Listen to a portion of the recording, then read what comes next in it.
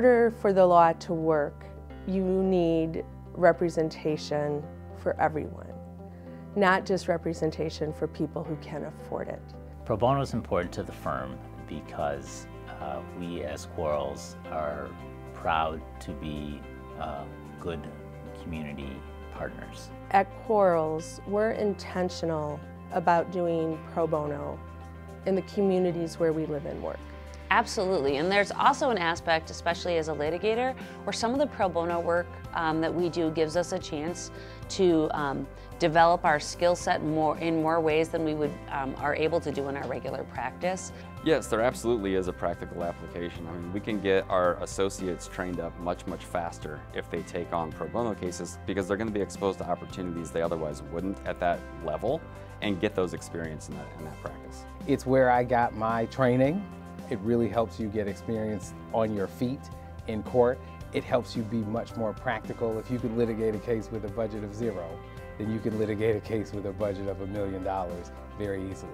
It forces you to be creative. They become seasoned, terrific attorneys in quicker time because of the pro bono experiences. We have a number of partners at our firm.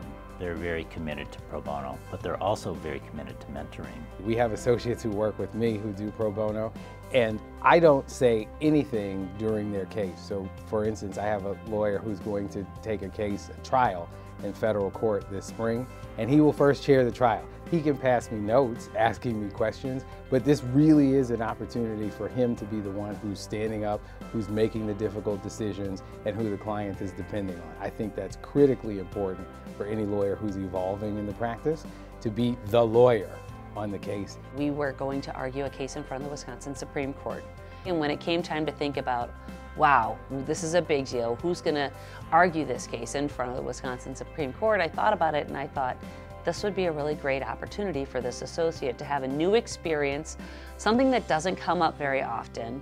And he dug in and he did the work, and we brought together, panels of our partners who have lots and lots of appellate experience, and they worked with him to fine-tune his arguments, and he went up in front of the Supreme Court and made the argument for us, did a great job. We won the case, so great experience for him.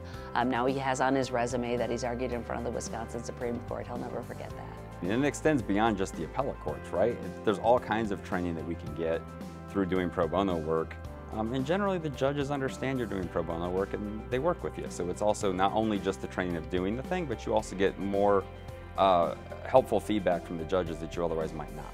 Our lawyers, once they're second or third year lawyers and have been through this process a number of times, they're kind of hitting the ground ready to be fully functioning counsel on behalf of our commercial clients. And so it's a benefit not just to our clients to be able to do this work for them, but it's a benefit to us as lawyers to develop our skills, to hone our skills, to practice our skills. So this is a chance for us to get in front of judges and have those opportunities.